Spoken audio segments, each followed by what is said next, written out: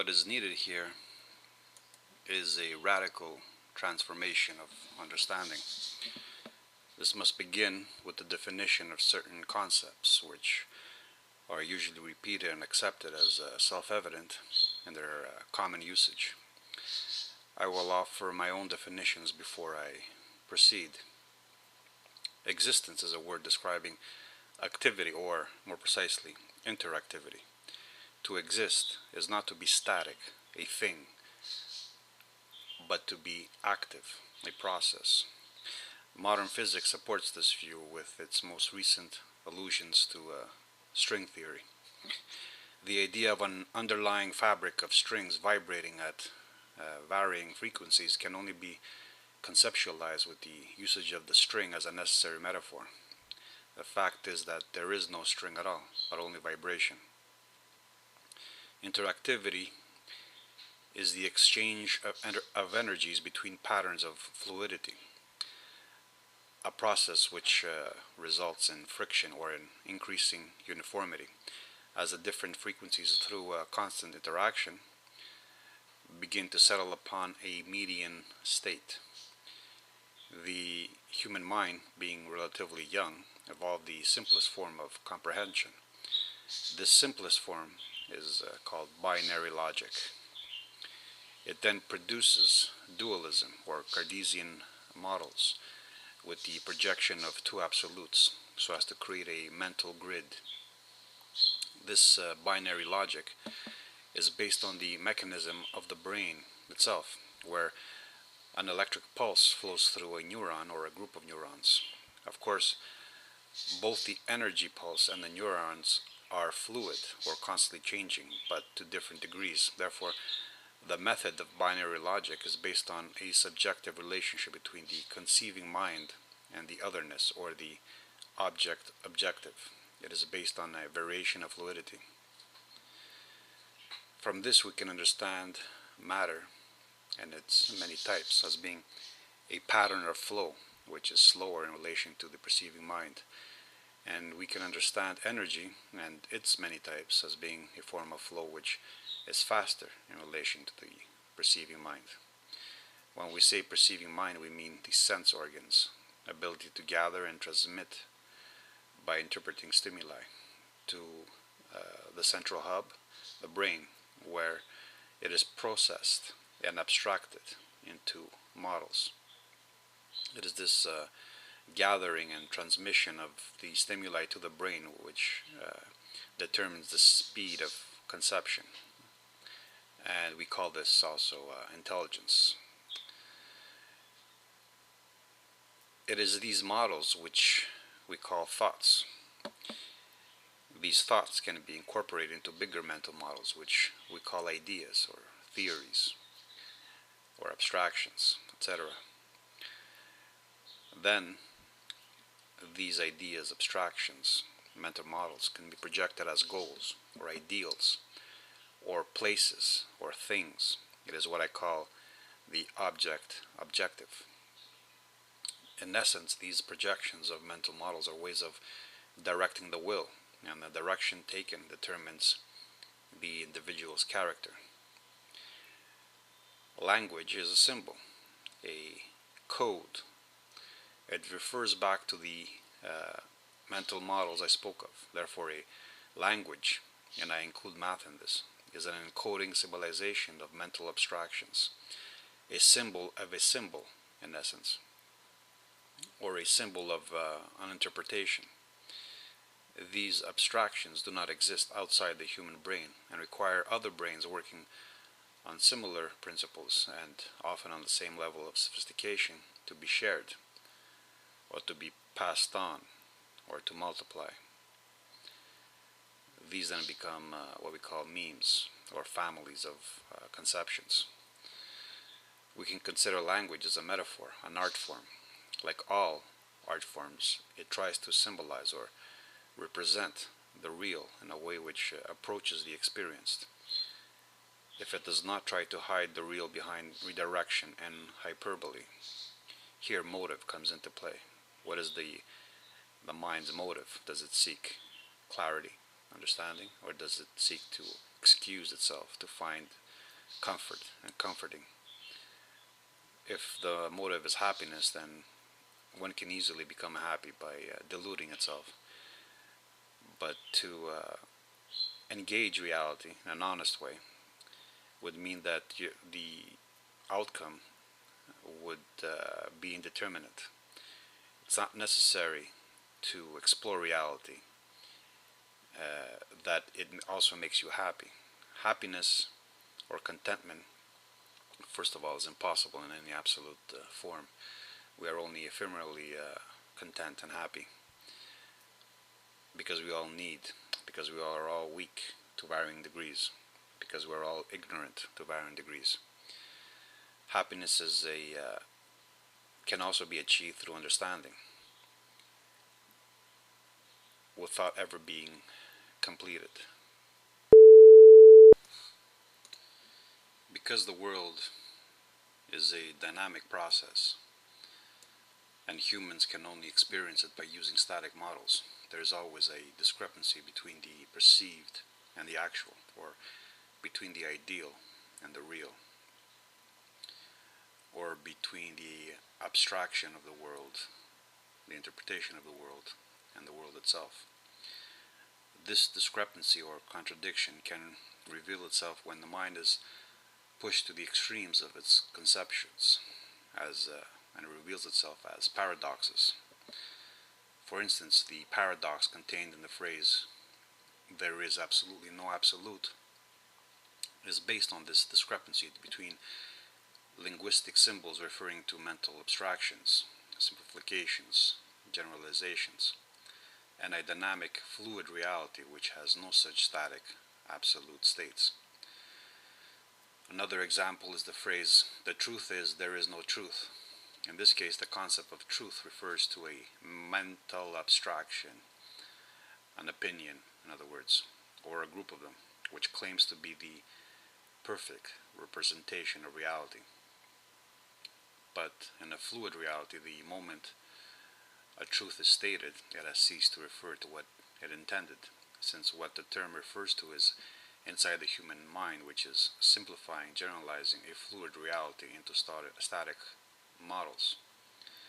To try to express how the world is, one is forced to use the methods which contradict it. So the brain, being an ordering tool, is confronted with a world in flux, one in which life is only possible in the direction of increasing chaos, increasing entropy. This makes the brain possible only in a reality where it is a reaction to existence,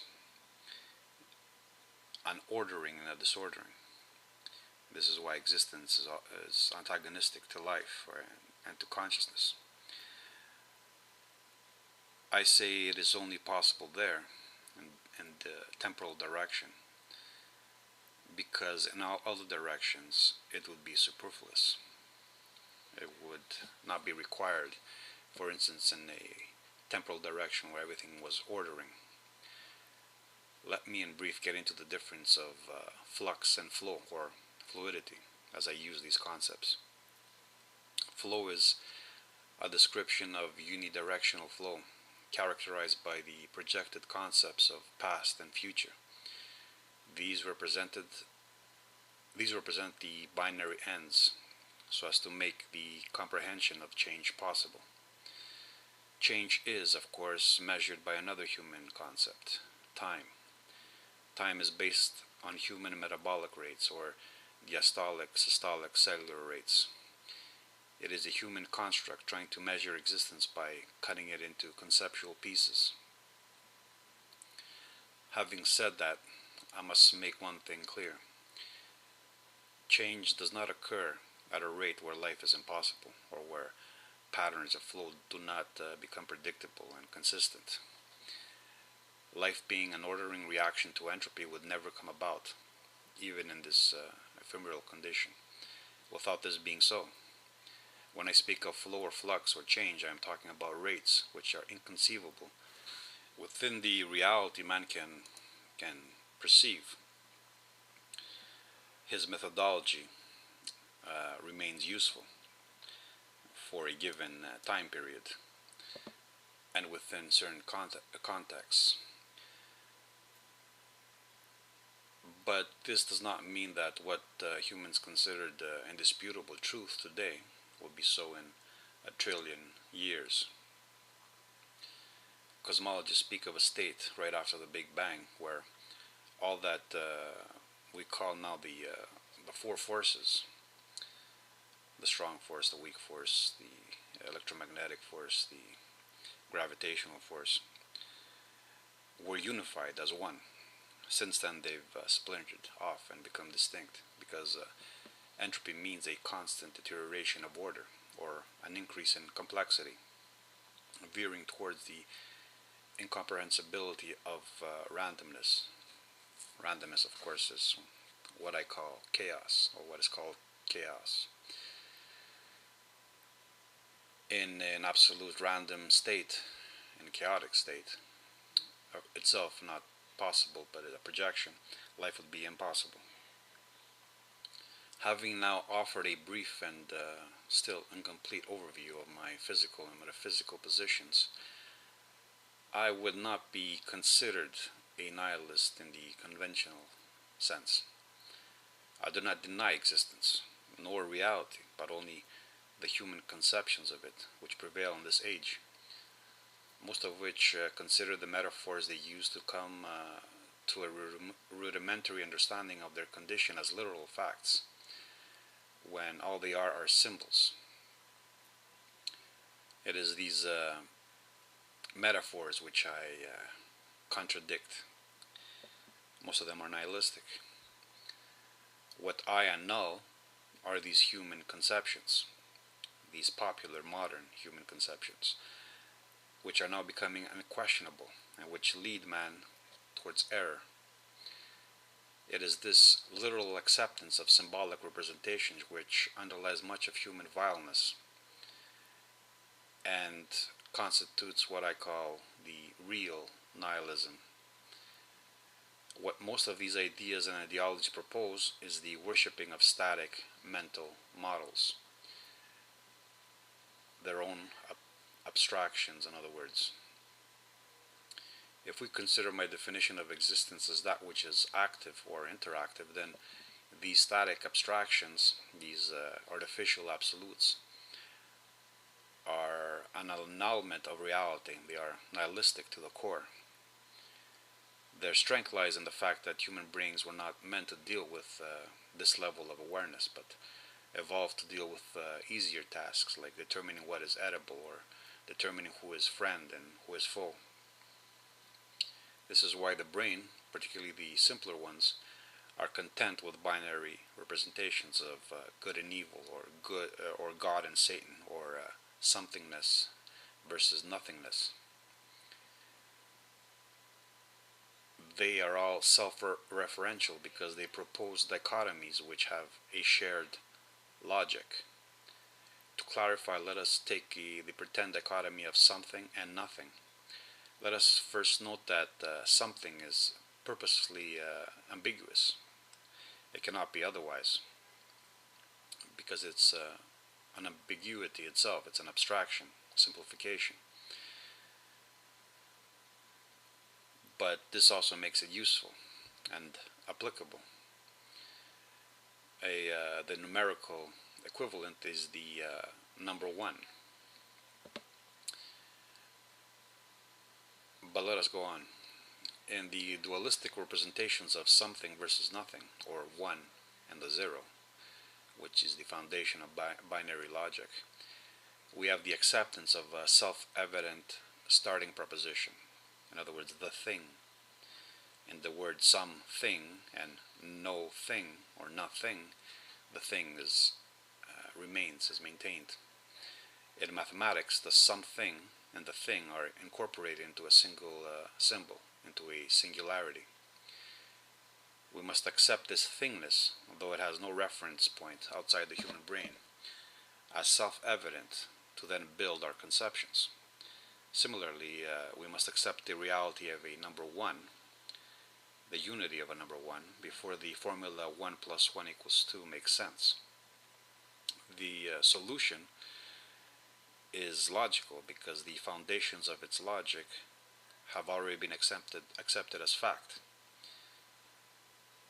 I am not saying that mathematics are not useful, just as language in general is, but only that it is useful within limits and parameters set by a mind that cannot conceive beyond them. What proves this is that no matter what we construct using these symbols, such as bridges, computers, buildings, they all have a time limit, they all have a lifespan, they are all ephemeral, and they all require constant correction, constant upkeeping. If they were truly absolute, then the products of their logic would be timeless, or also absolute. To conclude, all which has been stated is counterintuitive, because human intuition has evolved to meet very simple needs and is relatively young and unsophisticated. It easily gets trapped in its own conceptions, a form of solipsism. Now that I've mentioned solipsism, let me go further. Solipsism is a form of self-referential narcissism. The only thing that shatters it is a reality which does not care about human delusions or needs, or symbols, or metaphors, or dreams, or hopes. It is sensual stimuli, this endless stream of interpreted reality which confronts all ideals and all solipsistic escapes. It is only within sheltering environments, man-made ones, where a higher degree of solipsism becomes possible, and it can survive reality. This is why modernity produces narcissistic minds, or schizophrenic ones, when they are forced to harmonize these confronting perceptions, these ideals, these nihilistic memes, with a fluid, ever-changing reality and the genes it has produced. To annul all that is to be nihilistic in the mind of a child lost in its own fantasies.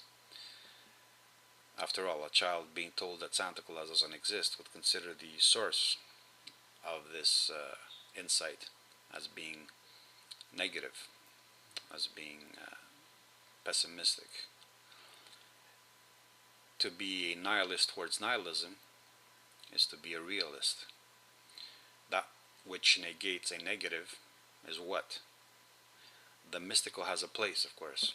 The spiritual is necessary if it avoids the forms of spirituality that present the mind with absolute dictators and questionable, immutable absolutes.